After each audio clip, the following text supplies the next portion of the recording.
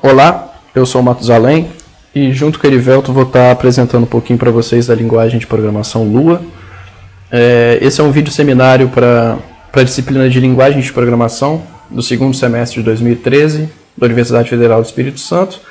E esse seminário vai estar dividido em algumas partes que eu vou falar aqui para vocês. Primeiro eu vou contar um pouco a história da linguagem, vou falar algumas de suas características, algumas aplicações.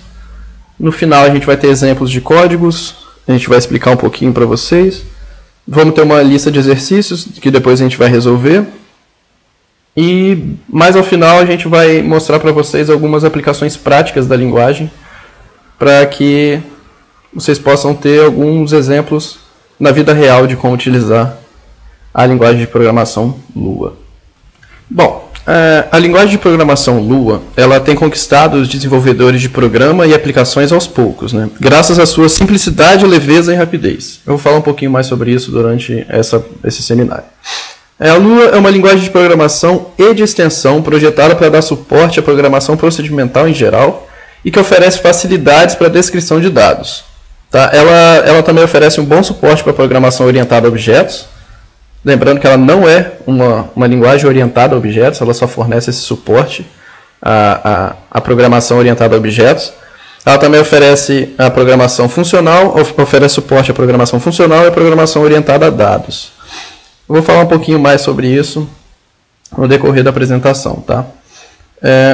Contar um pouquinho da história de Lua, da linguagem Lua. Ela foi a única linguagem de programação genuinamente brasileira que foi aceita no mundo todo. Ela é relativamente nova em comparação às linguagens mais utilizadas no mercado hoje em dia. Ela foi criada em 93 por um grupo de pesquisadores do Grupo de Tecnologia em Computação Gráfica da PUC-Rio. Tem como desenvolvedores Roberto Ierusalinski, Luiz Henrique de Figueiredo e Valdemar Seles.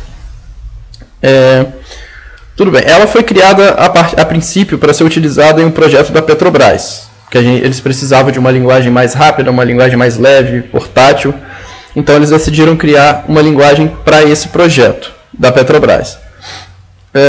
Mas eles fizeram um trabalho tão bom criando essa linguagem, ela foi uma linguagem tão eficiente, clara, com uma facilidade de aprendizado muito grande, que ela passou a ser usada em diversos ramos da programação, como no desenvolvimento de jogos, controle de robôs, processamento de texto e mais um monte de aplicações que a gente vai ver nesse seminário.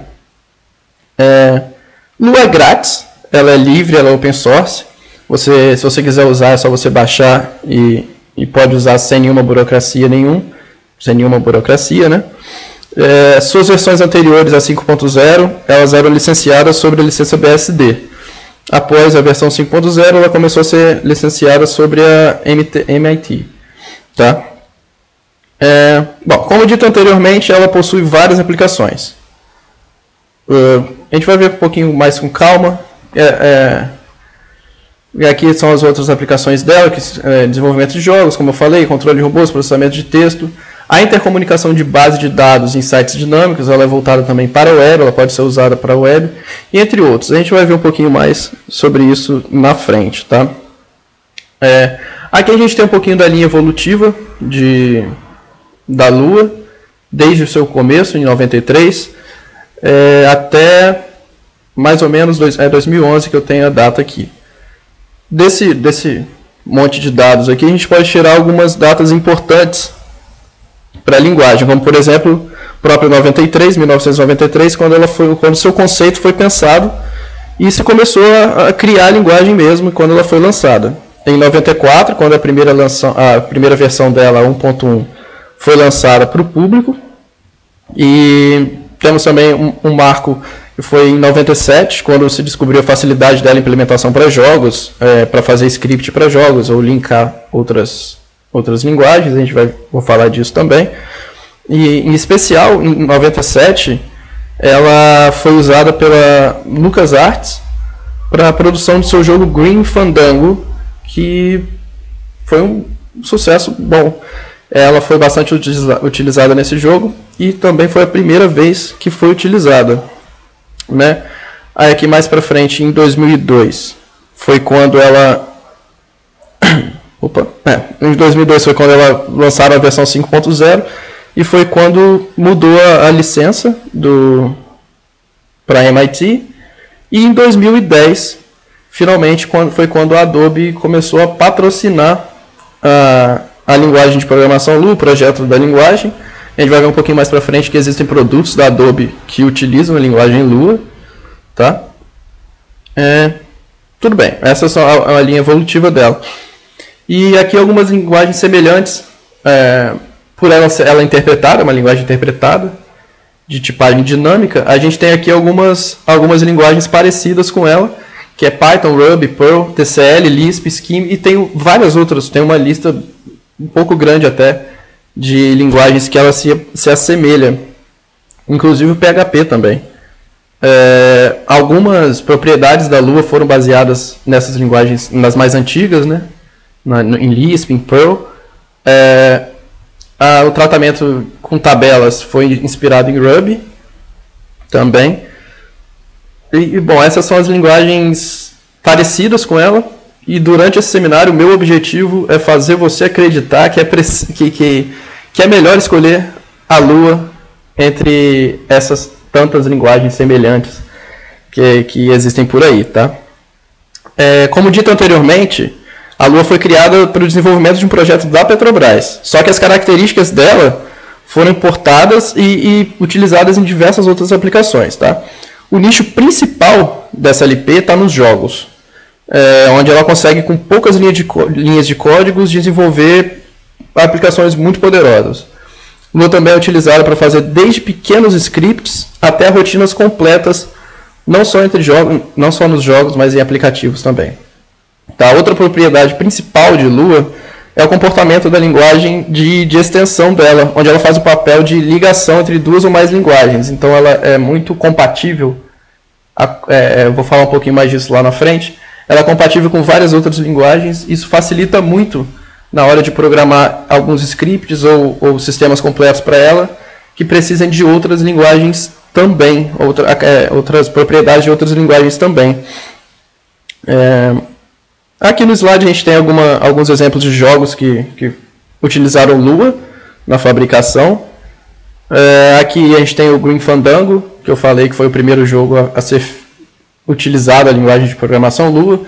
Temos aqui principais o World of Warcraft, temos Far Cry, temos vários outros jogos aqui como The Sims, SimCity, temos o Civilization 5 também foi feito teve uma participação, né? Tem trechos de código em Lua e vários outros aqui, vários outros jogos. Mas é difícil saber no que exatamente a Lua é utilizada nos jogos, devido à competitividade acirrada no mercado de jogos, né? Então fica difícil saber em quais ferramentas a Lua é utilizada exatamente, a quantidade de código em Lua que tem em cada jogo, mas por alto, no geral, a gente consegue imaginar aonde a Lua é utilizada. A gente tem aqui alguns exemplos. A Lua é utilizada para implementar o script do jogo, mesmo pequenos códigos, pequenos scripts ou grandes pedaços de código. Definir objetos e comportamentos do jogo, gerenciar algoritmos de inteligência artificial, controlar personagens, descrever a interface com o usuário. E a Lua também é utilizada nos testes e na depuração dos jogos. Como eu disse lá em cima, a Lua ela não serve só para aplicações em jogos, apesar do seu nicho ser maior em jogos. Existem diversas outras aplicações em que ela participa, em que ela pode ser utilizada. Aqui eu coloquei alguns exemplos. Eu tenho o Adobe Lightroom, que utiliza trechos de código em Lua. O Adobe, inclusive, como eu falei lá em cima, ela está patrocinando o projeto Lua, né? A gente tem também o Sistema Brasileiro de Televisão Digital, o Ginga, que também utiliza pedaços grandes de código em Lua. Não só em aplicações caseiras, né, como que a gente acabou de ver, a Lua também pode ser utilizada, ela é utilizada, na verdade, em aplicações de segurança. Como, por exemplo, a gente tem aqui o Nmap, que é um rastreador de redes para segurança. A gente tem o Snort, que trabalha na detecção de intrusos e proteção do sistema. E a gente tem o Wireshark também, que ele analisa protocolos de segurança. Então você vê que a capacidade da linguagem Lua, ela vai muito além de jogos ou de alguma de aplicativos para casa, né? Ela é uma linguagem bastante ampla que pode ser utilizada em diversas coisas. Inclusive tem mais exemplos aqui. Ela é utilizada aqui também em pós-produções de filmes, em firmware de impressoras, monitoramento remoto e até em servidores web. Inclusive, a NASA, até 2003, utilizava a Lua para controlar o armazenamento de gases explosivos em ônibus espaciais. E aqui mesmo no Brasil, para a gente não ficar só lá fora, alguns projetos aplicados aqui no Brasil, o Instituto do Coração, o INCOR, ele radicalizou e resolveu desenvolver todo o seu sistema web para controle de suas UTIs em Lua, provando o que eu disse no começo da apresentação, que Lua pode ser utilizada tanto para desenvolvimento de pequenos trechos de códigos, até a sistemas inteiros, continuando eficiente, rápida, leve e com algumas características a mais que eu vou mostrar para vocês daqui a pouco. Aqui as outras aplicações em Lua, que eu estava comentando para vocês, da NASA, da INCOR. Mas tá, tudo bem. Muito bonito. Acredito que nesse ponto, até aqui você já deve estar convencido que Lua é uma linguagem poderosa, muito utilizada por grandes empresas em diversas aplicações. Mas você deve estar se perguntando, mas por que usaria essa linguagem e não qualquer outra linguagem interpretada como Python, Ruby ou Lisp, que é parecida com Lua? Bom, eu vou falar algumas características da LP, dessa linguagem de programação, que atingem diretamente você e a sua escolha de aprender Lua, tá? Começando primeiramente porque Lua é rápida, tá? Apesar de ser interpretada e ter uma perda de eficiência em comparação a linguagens mais robustas, né? Alguns benchmarks independentes, eles mostram que a Lua está entre as mais rápidas no grupo de linguagens interpretadas com tipagem dinâmica, ou seja, das linguagens com a mesma característica que a Lua, ela é a mais rápida de todas elas.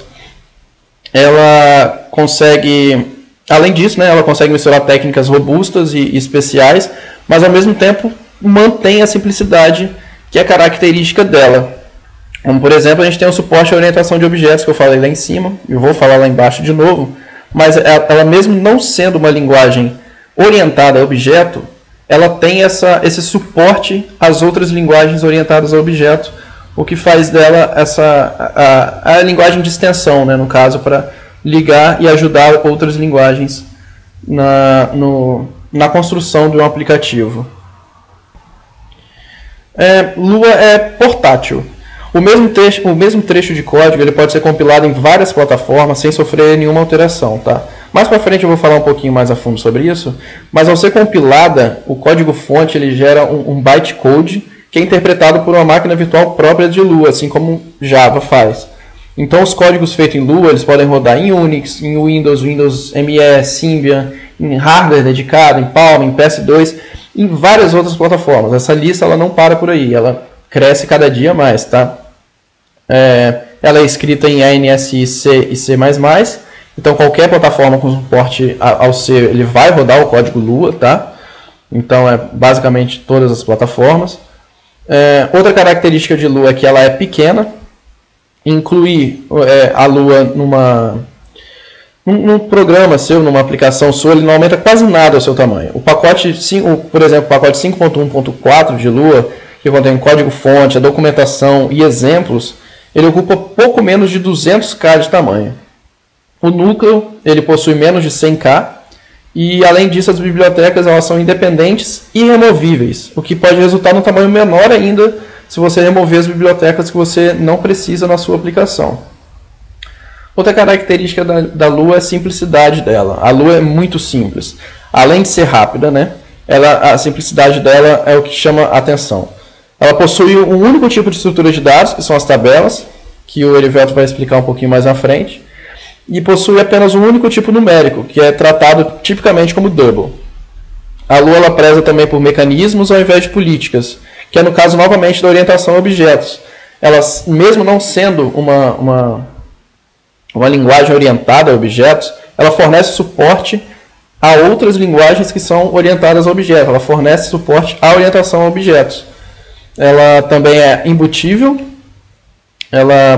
ela é embutida em várias outras linguagens, como está mostrando no slide aqui. Por ela ser pequena e rápida, ela pode ser ainda acoplada a códigos Java, C, C++, Fortran, C Sharp, Perl, Ruby, Ada e várias outras linguagens. Ela é pequena, ela é rápida e ela tem aquela característica dela de linguagem de extensão, além de ser uma linguagem de programação. Então ela faz esse link entre linguagens muito facilmente. Ela possui uma API simples e bem definida, com tipo simples, com operações primitivas e com o modelo de pilha. Bom, se você ainda não está convencido a utilizar Lua em seu projeto, eu vou falar um pouquinho das características desejáveis em uma linguagem de programação, mas de uma maneira mais direta. Eu vou comparar alguma delas e comentar um pouco, tá? Começando aqui primeiramente com legibilidade versus redigibilidade. Bom, Lua é uma linguagem dinamicamente tipada. O que é isso? Você não define o tipo da variável. Você só declara a variável, iguala ela a algum valor e a linguagem, em tempo de execução, ela já vai entender qual é o tipo da linguagem. Então, se você igualar um x igual a 2, ela vai entender que é um número. Se você igualar um x igual a LP, ela vai entender que é uma string. Então, por ela ser dinamicamente tipada, ela favorece um pouco a redigibilidade e peca, então, na legibilidade. Porque você acaba, se um programa for muito grande, você pode acabar se perdendo, inclusive até afetando a confiabilidade da linguagem. Eu vou falar disso no próximo slide. Mas o programador pode acabar se perdendo se não tiver cuidado com as variáveis e com os tipos das variáveis que ele colocou lá em cima. Tá? Entre eficiência e portabilidade. A Lua ela compila sem modificações o código-fonte em todas as plataformas que possuem um compilador C padrão. Foi o que eu falei lá em cima. A portabilidade da Lua é excelente. Ela pega o código que você fez, compila ele para um bytecode, joga numa máquina virtual e interpreta ele lá. Então ela é muito portátil e roda em várias plataformas. A questão da eficiência ela já peca um pouco por ela ser interpretada. Por ela ser interpretada, ela não vai ter a mesma eficiência do que as linguagens mais robustas, as linguagens compiladas. Mas, como a gente viu lá em cima, dentre as linguagens de mesma característica, ela é a melhor, ela é a mais rápida, ela é a mais eficiente. Então, das piores, ela é a melhor, vamos dizer assim. Das linguagens menos eficientes, ela é a mais eficiente. Aqui a confiabilidade, que é o problema que eu estava falando lá em cima, porque se o programador ele se perde no meio das variáveis, mesmo se for um erro simples, ele pode ficar muito difícil de ele encontrar o erro, por ela ser dinamicamente tipada. Isso altera a confiabilidade do programa.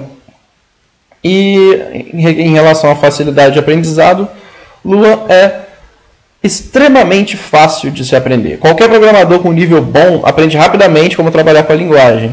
Mas isso daí não é regra, porque mesmo você não sabendo programar direito, você consegue ler e entender a linguagem Lua.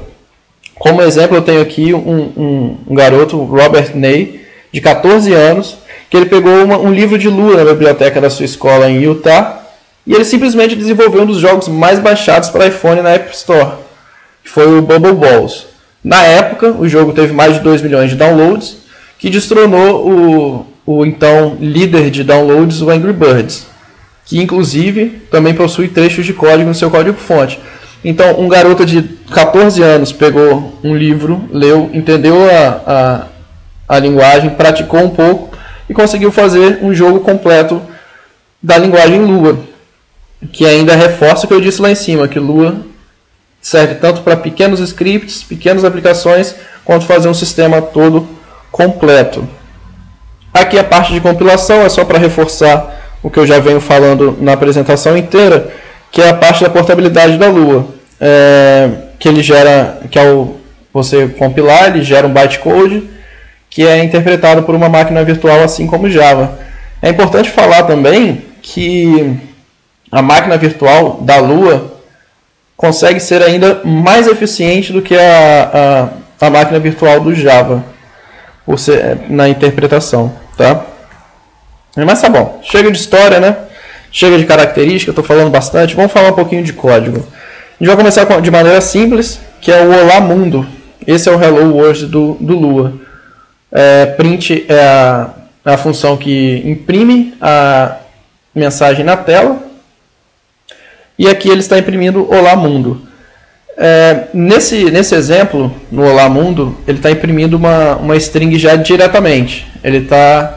Você escreveu a string que ele quer imprimir, então ele usa apenas as aspas duplas, não usa os parênteses. Caso você quisesse utilizar o print com uma variável, se você igualasse, por exemplo, um S igual a Olá Mundo, a maneira de printar na tela seria diferente. O print se daria por print e um S entre parênteses. Então, a única coisa que muda na função do print seria essa questão das aspas quando não é uma variável, quando o que você quer imprimir já é o imediato que você colocou ali, e entre parênteses quando o que você quiser imprimir estiver dentro de uma variável. Tá? Vou falar aqui um pouquinho mais dessa introdução ao código Lua. Temos aqui os operadores aritméticos, que são exatamente iguais aos operadores aritméticos em C. Temos aqui a adição mais, subtração menos, multiplicação é o asterisco, divisão a barra, e o módulo é o símbolo de porcento. A gente tem também o símbolo unário de negação, que é um menos, tá? Seria ali um menos B, que ele é que não coloquei aqui no slide, mas é um operador aritmético unário de negação, que é só um hífen. A gente tem aqui também os operadores lógicos, funcionam igual ao C, mas tem uma nomenclatura diferente. Aqui eles são escritos por extenso, então se você quiser falar A ou B, ao invés daquela barra dupla, você coloca, barra dupla em C, né? Você coloca o OR. O E aqui é tratado como AND, escrito em inglês por extenso, e o não, que é a negação, é tratado por NOT. Os operadores relacionais também são exatamente iguais ao C, exceto o diferente. O diferente, ao invés de ser uma exclamação igual, é um tio igual. Mas o resto continua igual. A maior que B é o símbolo de maior, maior é igual, menor é igual. E o de igualdade também, o duplo sinal de igual, mesma coisa que o C. Bom, o que eu tinha para falar é basicamente isso. O Erivelto vai dar prosseguimento aqui à oficina, né? ao seminário. Ele vai falar um pouquinho sobre tipo de dados para vocês e vai falar um pouco mais sobre códigos. Bom, a linguagem Lua oferece 8 tipos de dados, que é o new, o boolean, o number, o string, function, data, thread e table. New é o tipo do valor new, cuja propriedade principal é ser diferente de qualquer outro valor. Ele geralmente representa a ausência de um valor útil. Bom, o que isso quer dizer? Quer dizer que toda vez que eu for declarar uma nova variável e não atribuir valor nenhum a ela, ele vai assumir que é new. Para que ele faz isso?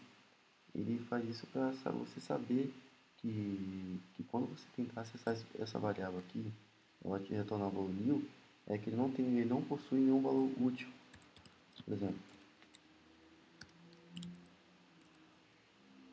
certo? Ele retorna o new aqui pra gente.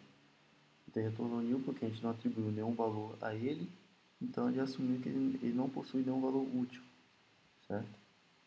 Beleza. Agora vamos para o boolean. O boolean, como nas outras linguagens que suportam tipo boolean, existem duas maneiras, que é o true e o false, certo? Certo, não recebe true. 29. True. Bom, que é o verdadeiro ou falso, né? Strings vai ser um conjunto de caracteres. Né? Em Lua, cadeia de caracteres podem conter qualquer caractere de 8 bits, incluindo zeros incluindo zeros, certo? Bom, o ZData, ele é um tipo que, por exemplo, quando a gente cria uma estrutura lá em C, uma pilha ou uma árvore, O user-data, você vai armazenar o ponteiro que você criou em C dentro do Lua, certo?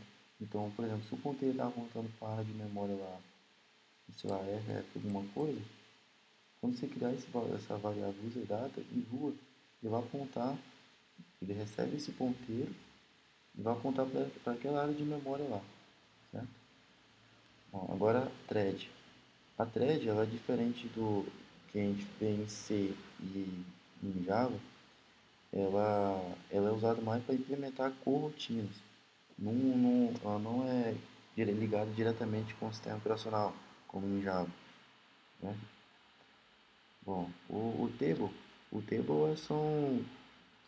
é um tipo muito forte em Lua, que nele você pode implementar muita coisa.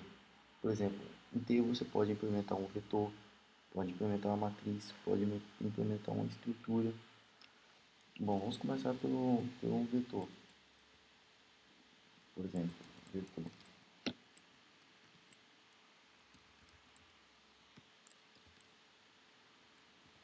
Bom, assim eu posso acessar direto, como algumas outras linguagens, como C, certo? Por índice. Bom, aqui eu posso fazer que isso seja um vetor. Agora eu quero montar vamos supor que eu quero fazer outra tabela aqui. Tabela. Agora aqui eu armazenar a tabela. Dentro dessa tabela vai ter dois valores, dois campos. Bom,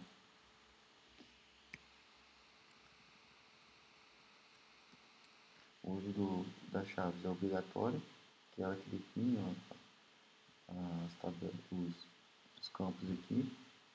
Bom, x igual a 10 e y igual a 10. O que isso significa? Isso significa que é o seguinte, quando você for tentar acessar a chave x, ele vai pegar esse valor aqui, o 10. Igual, por exemplo, o x vai ser uma chave dentro da sua tabela para você poder acessar o campo dele. Né? Bom, vamos implementar isso aqui para ver, para ficar fixado. Bom, o que está acontecendo aqui? Eu mando imprimir, certo? A tabela, o valor da tabela que tem a chave X. Né? Está aqui nosso valor 10. Vamos dar 40. Aqui 40. Certo?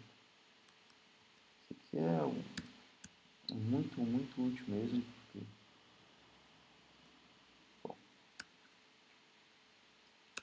e, bom, valores do tipo table, function, thread e user-data são objetos. Variáveis não contêm realmente esses valores, somente referência para eles. Bom, o que isso quer dizer? Bom, eu criei essa tabela aqui, certo? Essa tabela tem um x igual a 40 e y igual a 10. Eu quero criar uma nova variável que tem essa tabela, certo? Bom, se fosse em C, por exemplo, ou outra linguagem, ele que tenha suporte por passagem por cópia, ele simplesmente copiaria os valores que tem aqui e armazenaria no Y. Já em Lua não. Em Lua,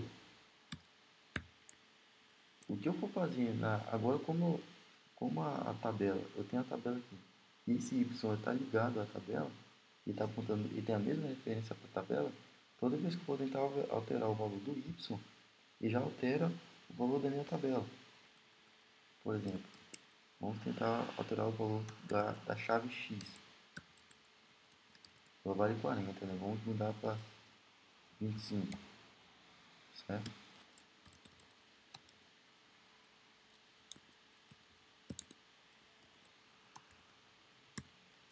Bom, percebe que eu só alterei o valor aqui da chave X, passei o valor 25. Quando eu estou mandando imprimir aqui, eu estou mandando imprimir a variável tabela, certo? Vamos executar aqui. 25.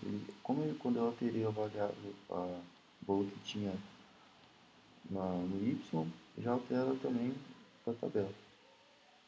né?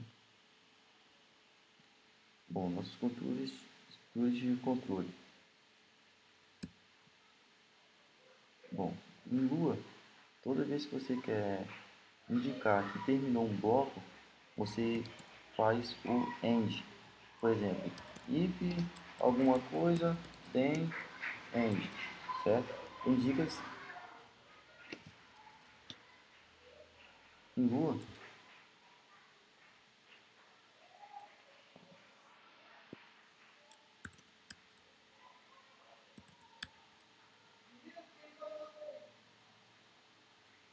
Bom, em Lua, ela oferece três tipos de controle: o if, o while e o repeat. Bom, vamos começar pelo if. No if, a sintaxe do if é o seguinte: se, por exemplo, uma condição, vou aqui condição, then, bloco, end. Bom, isso quer dizer, se é uma condição x, então eu tenho meu bloco aqui, certo? E o end significa que terminou esse if. Agora ele pergunta, se tivesse um else ou um else if, teria que ter um end para cada um? Não, não precisaria. Por exemplo, se eu tivesse um else if aqui, else if, bloco, no else, bloco, só teria um end para indicar que isso aqui já terminou desse if aqui, ó. Já terminou desse bloco aqui, bloco inteiro, certo? Vamos fazer um exemplo agora com valores. Por exemplo, i igual a 10. Se i for menor que 10, menor que 9, then passa int a um valor qualquer aqui, certo? Else if i maior que 9, then outra coisa.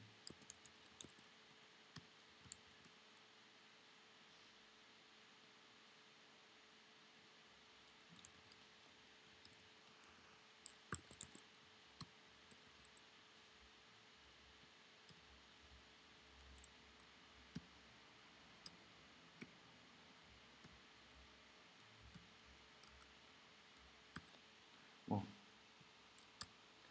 aqui é o seguinte, quando a gente já criamos a variável i e recebe um valor 10. Bom, se i for menor que 9, então imprime isso aqui, esses caracteres aqui. Se não, se o if for maior que 9, então imprima outra coisa. Else, imprime nada.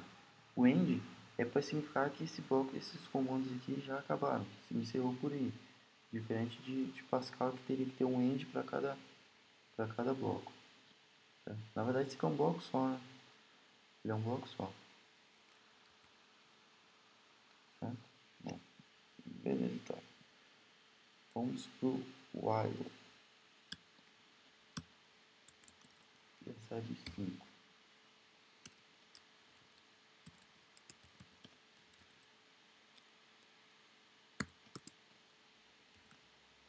Bom, então, enquanto x for menor que y, então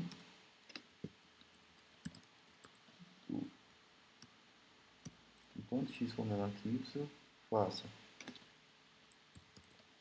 definir o x e atualizar o valor que está em x mais 1, certo? Então é o seguinte, enquanto x for menor que y, faça imprimir o x e o x a acrescentar mais 1. Esse end aqui significa que acabou o bloco do while aqui. 5, 6, 7, 8, 9. Certo?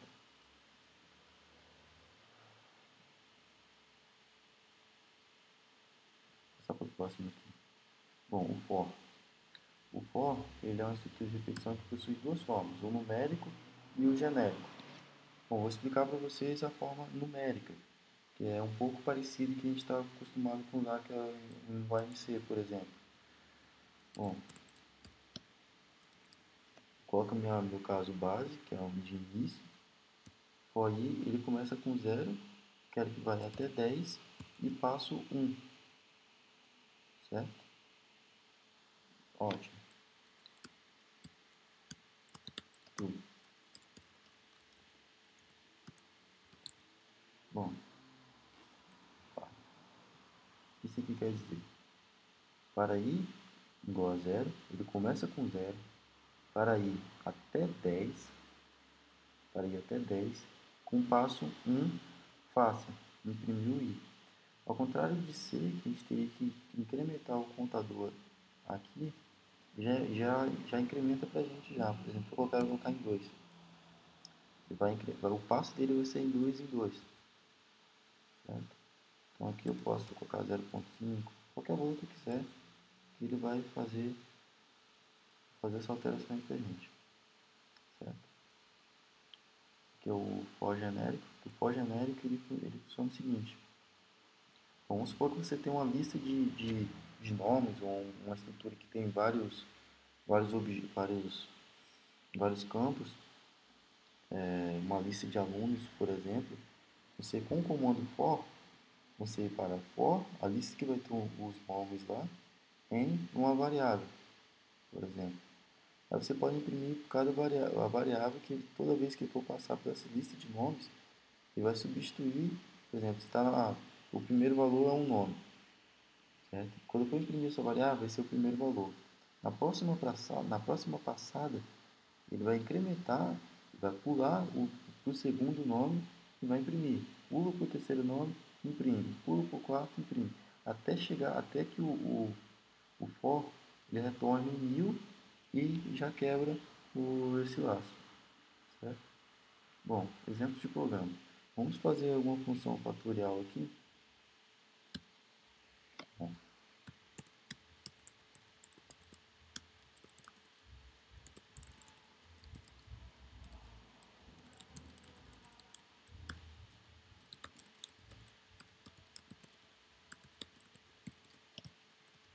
Bom, vou dar 2 minutos para vocês fazerem essa questão.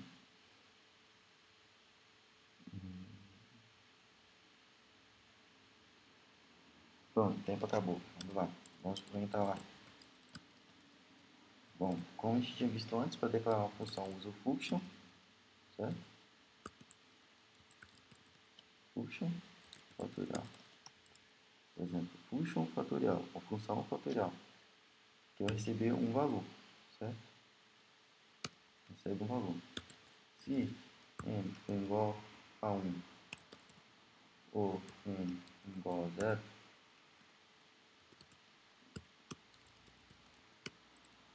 retorna 1, né? Certo? Se não, eu vou chamar meu próprio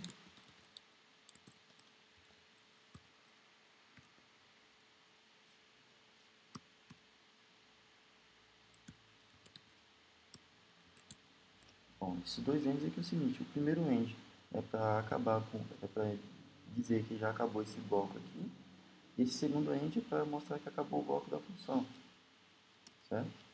Bom, vamos passar os valores para a calculadora para eles imprimir, tá certo?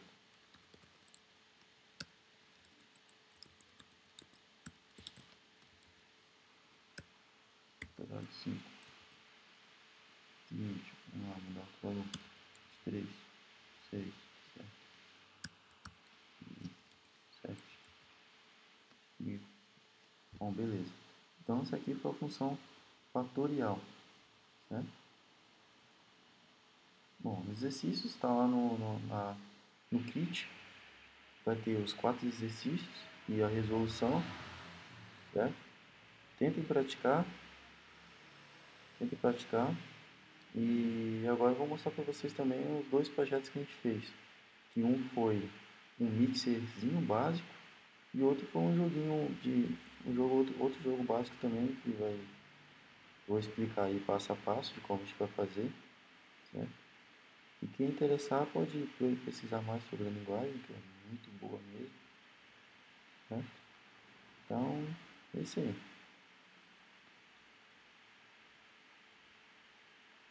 Bom, nosso objetivo é criar esse aplicativo aqui. E ao clicar na setinha, vai movimentar esse corpo, o retângulo. E o objetivo do jogo é não deixar a bolinha cair, certo? Vamos lá então. É só você clicar primeiro no simulador do Corona, em File, New Project. Certo? Esse é o nome do aplicativo, aula LP. Aqui, quando for criar um novo projeto, já vai gerar um template padrão. O que a gente vai usar vai ser do game. Né? Game. E aqui a resolução da tela. Vamos pegar a resolução de um 320 por 480 pixels. Né? Aqui é para onde salvar o seu novo projeto. Criar. Editor. Como eu tinha dito antes, esse aqui já é o código do aplicativo padrão. Né? Então a gente vai usar isso aqui. E toda vez que você for, vamos supor, você fez alguma modificação, eu quero ver como é que ficou, é só você salvar que ele vai rodar. Né? Por exemplo, está aqui, como a gente não criou nada, então a tela está toda preta. Bom, primeiro vamos criar um retângulo, que vai ser que vai ficar embaixo aqui, se movendo.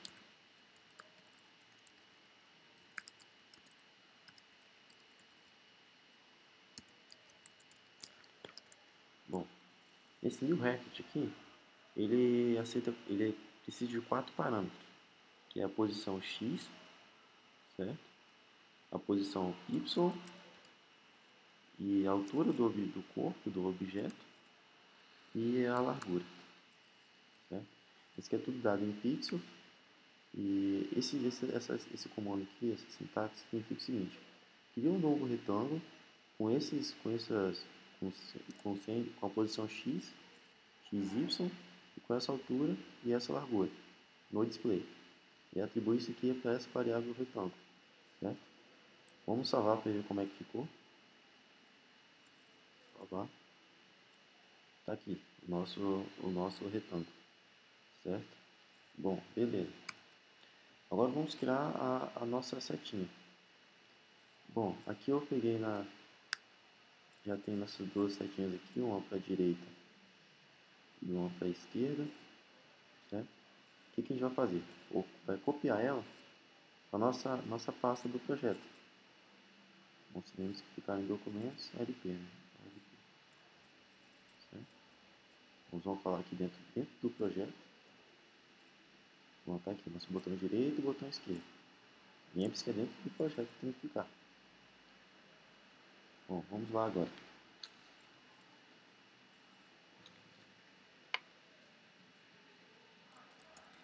Botão direito. Como ele é uma imagem, então vai ser display. Ponto.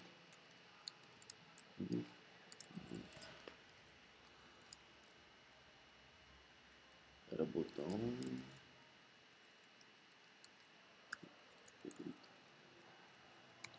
Bom,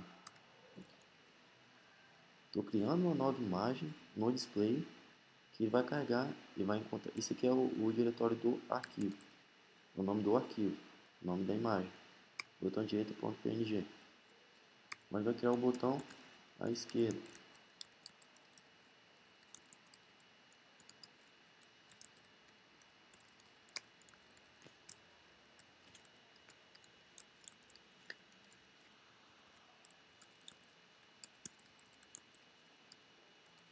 Lembrando que o Lua é case sensitivo, então ele difere de maiúsculos e minúsculos.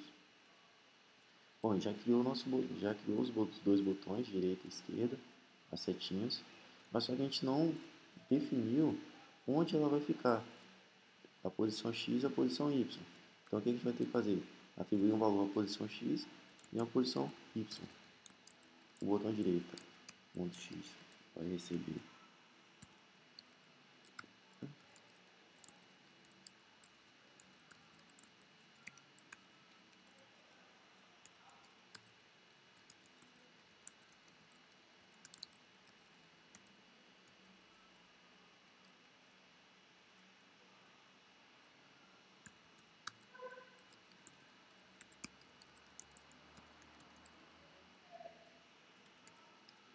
Bom, tá aqui.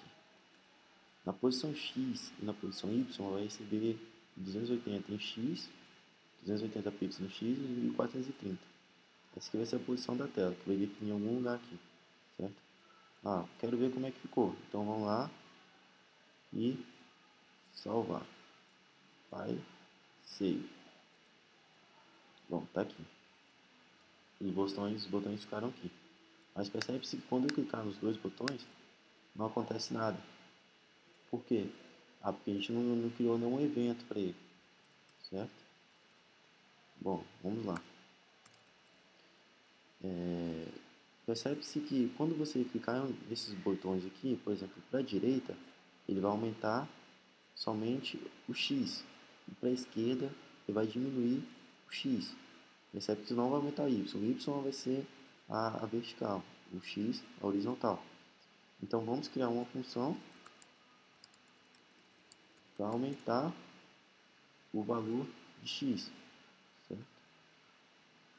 Bom, aumenta X, vai ser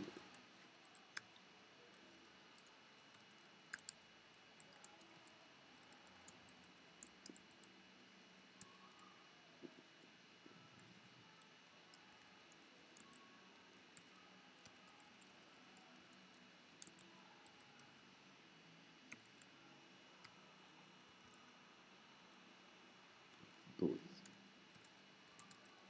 Bom, o que essa função faz? Ela vai pegar o valor que está em X do retângulo e somar mais 12, certo? Vai fazer outra para diminuir o X.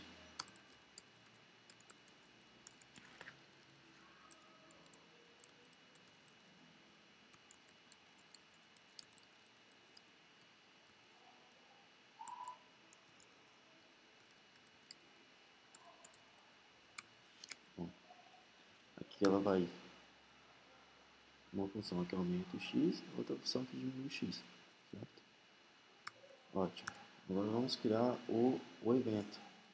E quando o cara clicar nesse botão aqui, vai chamar essa função, certo?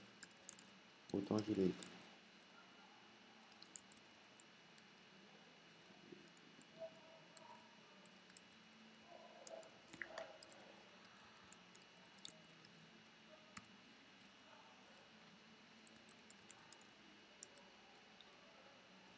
Bom, o que acontece? Quando o botão da direita for clicado, vai acionar um evento, que é um toque, vai chamar essa função aumenta x, certo? Vamos lá então, salvar, file, save. Tá vendo que quando o cara clicou em direita, está aumentando o valor de x. Bom, a gente não fez agora para a esquerda, vamos fazer para a esquerda então. Botão esquerda.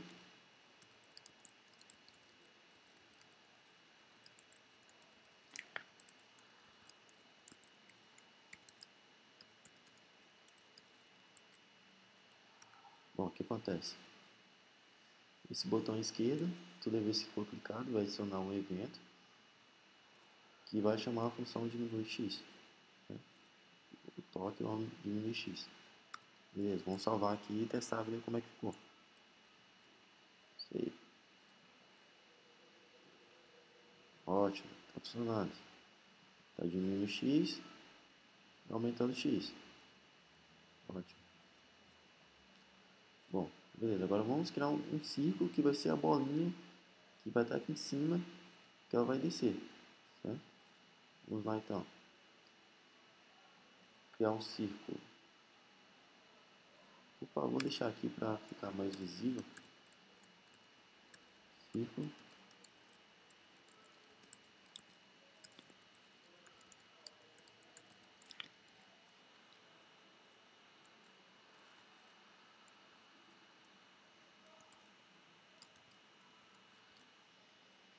Do X do círculo. É a posição dele e o tamanho. Certo? Vamos salvar aqui e ver como é que ficou. Tá aqui a nossa bolinha. Mas ela não está caindo. Por quê? Porque a gente não aplicou nenhuma física nela ainda. que precisa fazer? Por exemplo, para cair, vai ser questão de gravidade, né? Então vamos chamar a biblioteca física.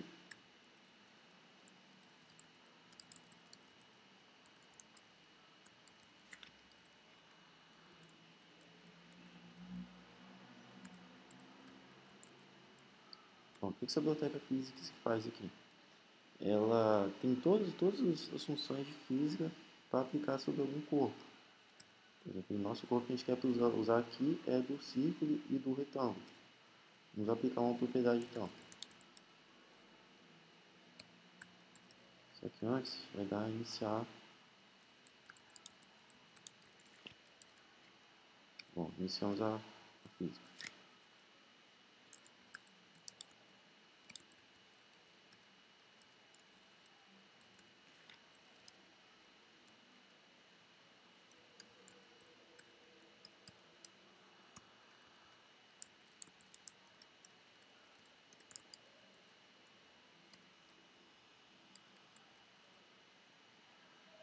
Bom, física de debug, aí vai ter, ele está adicionando um corpo. Na física, o círculo. Esse dinâmico aqui é o seguinte, vamos supor, ele tem dois parâmetros, o dinâmico e o estático. O dinâmico, ele sempre vai sofrer gravidade, ele sempre vai cair. Já o estático, ele sempre vai ficar parado naquele local. E aqui, nesse onde eu coloquei uma lista aqui vazia, uma tabela vazia, eles recebem os parâmetros de densidade, certo? O bounce, que seria, vamos supor, toda vez que esse círculo clicasse, batesse nesse retângulo, nesse corpo, ele aumentaria a velocidade que ele estava aqui. Então o bounce seria para isso.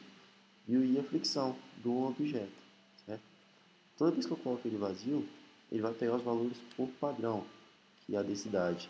O padrão é 1.0, o bounce é 0.2 e o friction é 0.3. Certo? Vamos deixar o padrão, depois a gente pode mudar aqui. E vamos ver como é que ficou, vamos salvar. E o botão caiu. Uai, mas ele não bateu no corpo aqui e voltou. Por quê? Porque a gente não aplicou nenhuma física no retângulo ainda. Então vamos aplicar a física para o retângulo.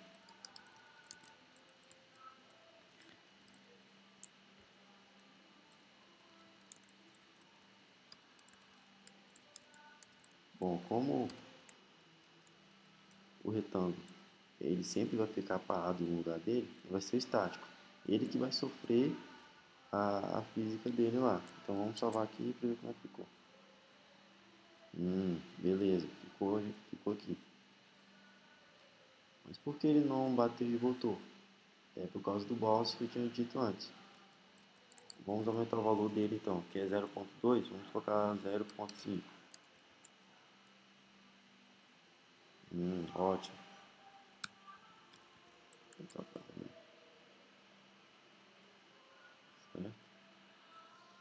Vamos tá aqui então. Toda vez que for bater aqui, vai sofrer bater no objeto que nesse retângulo que é estático, vai sofrer uma força da física que vai fazer o corpo levantar novamente, certo? Então, ótimo. Estou aumentando. Percebe que ele está ficando sempre no mesmo local, né? Então vamos lá. Vamos adicionar um objeto aqui e outro objeto aqui para sempre quando eu for bater e voltando para cá, certo? Vamos lá então. Objeto 1. Esse objeto também vai ser um retângulo. Vai ficar um pouco mais complicado de jogar, né?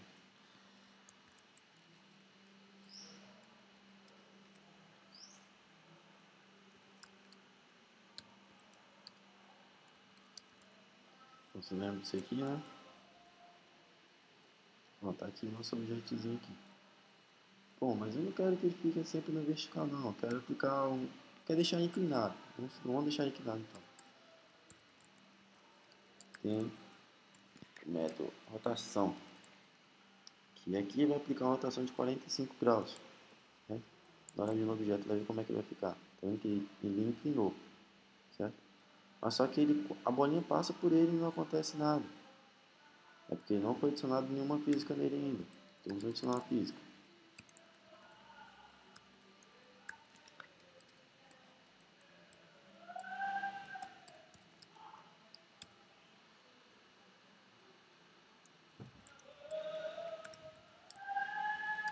Vai ser estático, né?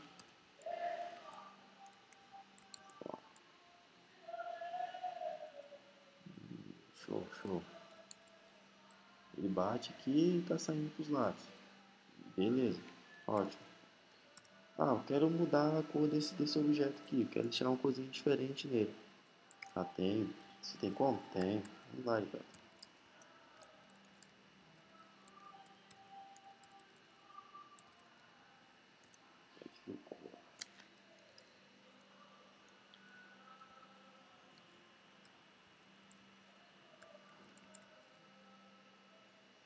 Bom, o que acontece aqui? Esse Set Fill Color, as cores é RGB, que você pode mudar e vai alterar a cor.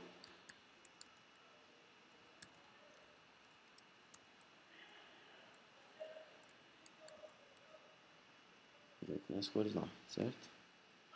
Vamos criar outro objeto também.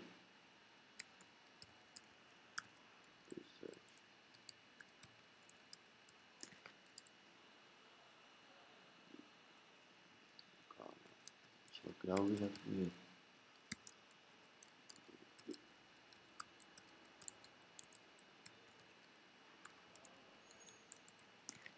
Outro retângulo, né?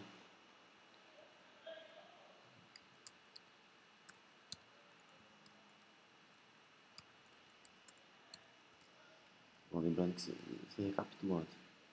Esse 300 aqui é a posição X, posição Y, altura e largura, certo? Ótimo. Vamos aplicar uma física para o objeto 2 então. Category.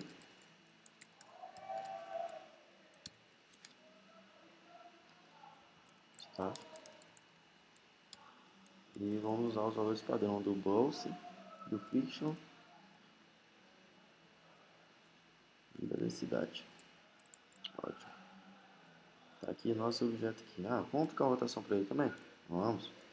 Para não ficar paradão lá.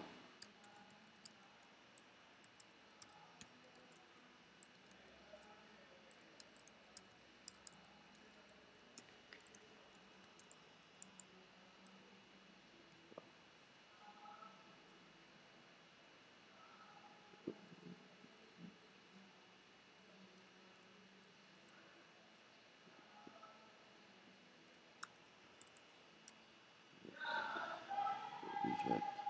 Escrevi errado aqui. Vamos lá então. Vamos colocar 2.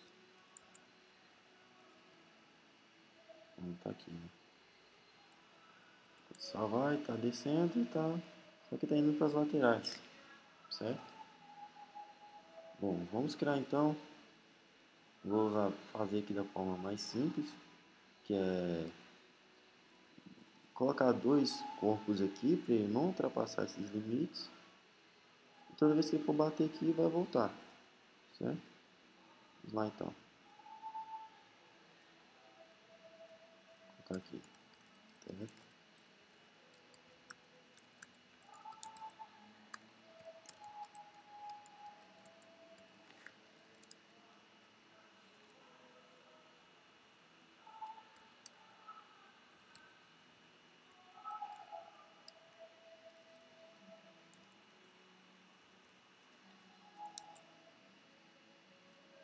Bom, tem um tetozinho aqui. Vamos aplicar uma física a esse teto.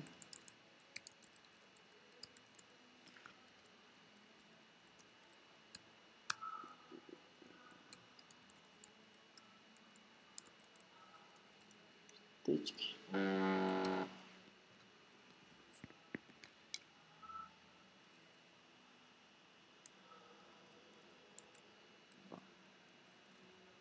Então, toda vez que for bater aqui, ele vai clicar e vai voltar, certo? Ah, quero deixar ele, vou deixar assim, depois a gente muda a cor dele. Vou colocar a lateral direita agora, a lateral esquerda.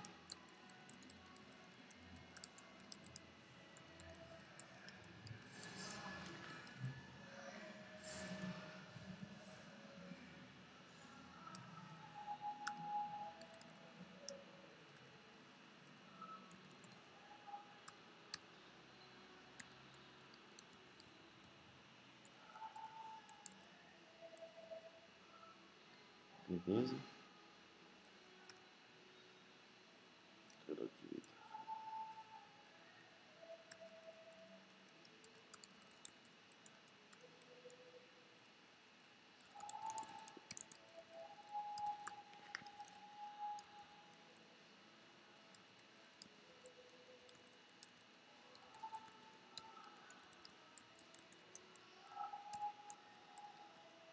Adicionamos a física nele, né? Por isso que eu bater aqui vai voltar, certo? Vamos fazer a lateral esquerda.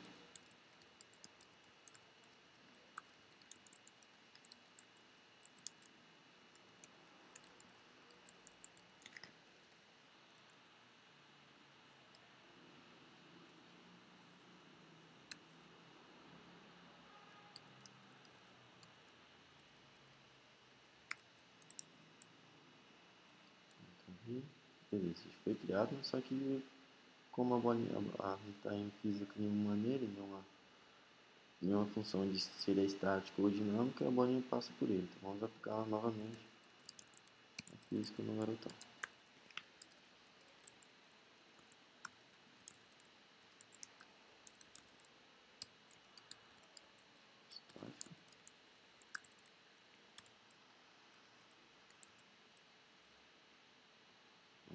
Então agora ele tá, toda vez que clica, ele bate na parede e volta.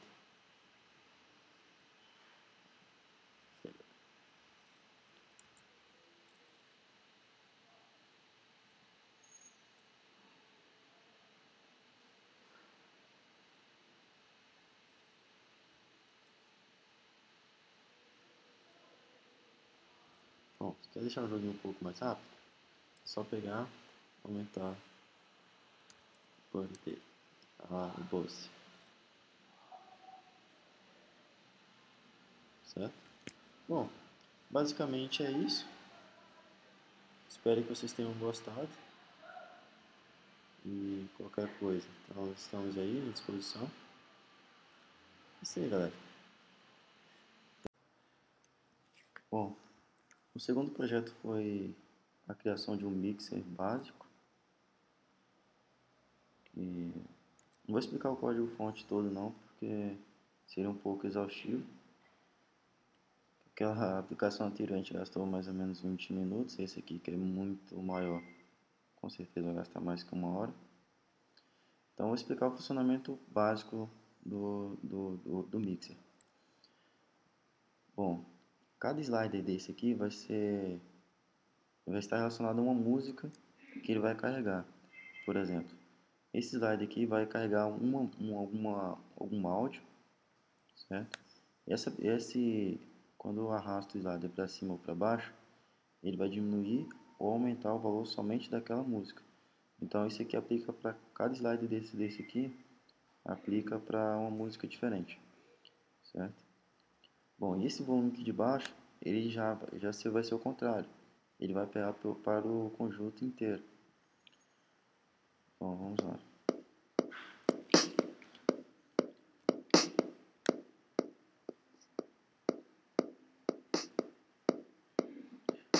Bom, esse slide aqui esse botão ele vai pausar ou ligar, que é dar play ou pause. O segundo aqui vai corresponder à segunda música. Come to this city as the guest of your distinguished mayor, who has symbolized throughout the world the fighting spirit of West Berlin. And I am proud